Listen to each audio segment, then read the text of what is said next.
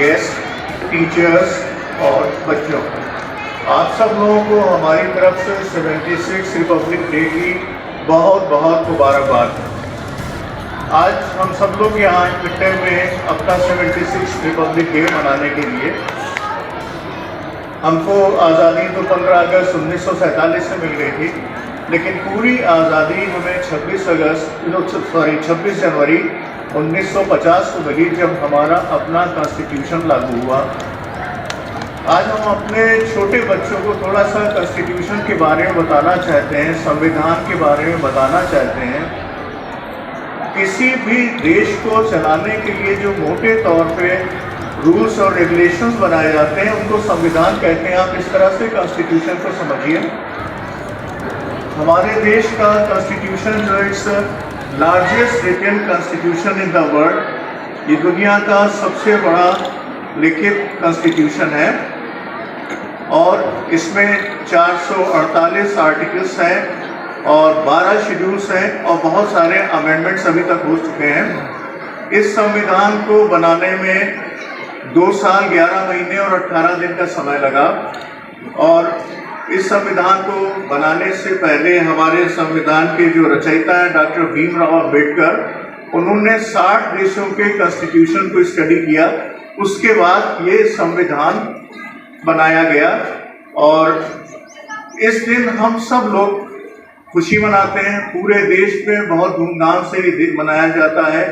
हमारे देश की राजधानी दिल्ली में मनाया जाता है और वहाँ पे किसी भी देश के राष्ट्राध्यक्ष को चीफ गेस्ट बनाया जाता है। इस साल हमारे इंडोनेशिया के प्रेसिडेंट जो हैं वो चीफ गेस्ट हैं इस रिपब्लिक डे के प्रोग्राम में। यहाँ हम लोग भी हर जगह, शहरों में, अपने स्कूलों में, हर जगह इसको बड़े धूमधाम से मनाते हैं। हमारे बच्चों ने कल्चरल प्रोग्राम्स किए, आपने देखा होगा, बहुत से पैट्रियाटिक सॉन्ग्स किए, खुशियाँ मनाई जाती हैं, मिठाई बांटी जाती है।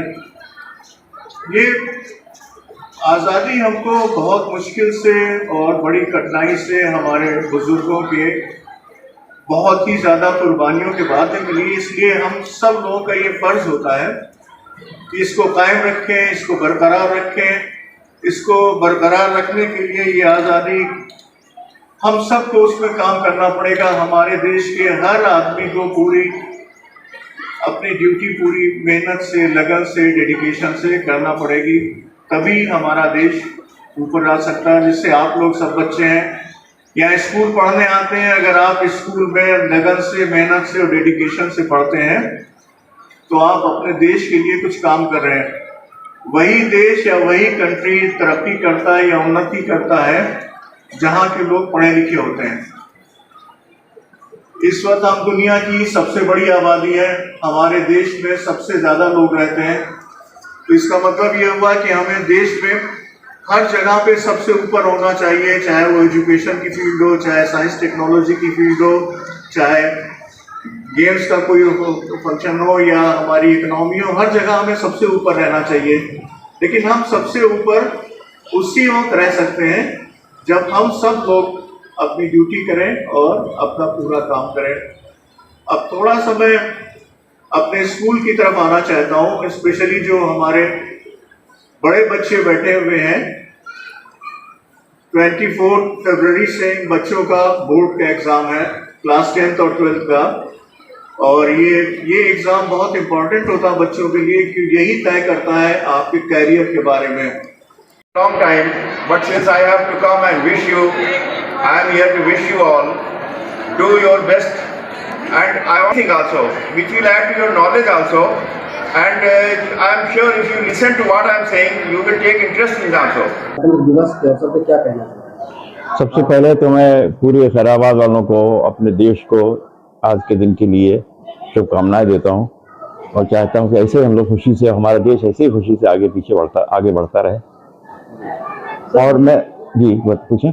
जिस तरीके से आपके स्टडी कॉन स्कूल में गणतंत्र दिवस या स्वतंत्र दिवस मनाया जाता है, तो इसका क्रेडिट किसको जाता है सबसे ज़्यादा? देखिए, सबसे बड़ा क्रेडिट तो जाता है हमारी टीचर्स को, जो उसके लिए पीछे मेहनत करती हैं। जो आप 5 मिनट के लिए बच्चे बोलते हैं या 10 मिनट के लिए छोटे बच्चे स्टेज के ऊपर डांस करते हैं, आप समझिए 10 मिनट के पीछे कम से कम उनकी 5 दिन की, 6 दिन की, 7 दिन की मेहनत है।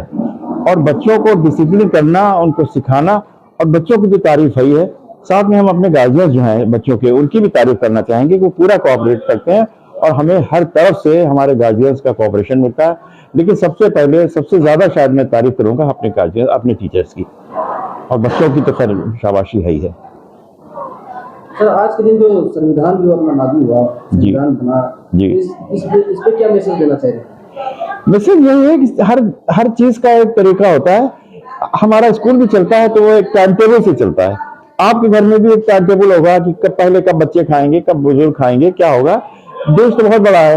हमारा जब देश आजाद हुआ तो हमारे पास इंग्लैंड का कॉन्स्टिट्यूशन चल रहा था, बहुत बड़ा देश था, वो भी बंटवारा हो गया, मारकाट हुई, सब लोग जानते हैं, बहुत दुखद स्थिति हुई थी। उसके बाद में सन 47 और सन 50, 3 साल के अंदर हमारा संविधान बन गया। एक कमेटी बनाई गई, उसके बाबा साहब उसके चेयरमैन थे, 6 मेंबर शायद और थे। हमने सारे दुनिया के कॉन्स्टिट्यूशन का अध्ययन किया, और उसके बाद में इसको अंग्रेजी में कट पेस्ट कॉन्स्टिट्यूशन भी कहते हैं। कट पेस्ट माने कहीं से काटा और कहीं लगाए। तो ये संविधान ऐसा नहीं कि हमारा ही हो, कई देशों की जो अच्छी अच्छी बातें थी वो बना के हमारी बनाई गई, और उसको हमने 1950 में इसको लागू कर दिया, और हम लोग उसी हिसाब से चल रहे हैं। आज की तारीख में हमारे लिए, जो देश के लिए, कम से कम संविधान ही हमारा सबसे बड़ा है। हमको सबको उसको फॉलो करना चाहिए। संविधान फॉलो करके ही जीवन बेहतर बनेगा। जी हाँ, बिल्कुल बिल्कुल, वरना अशांति हो जाएगी अगर संविधान हम फॉलो नहीं करेंगे।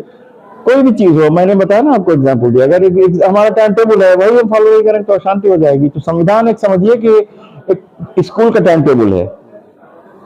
हमको धर्म जाति बहुत अलग है भारत में, लेकिन संविधान के हिसाब से सबको चलना होगा, सब लोग चलते हैं।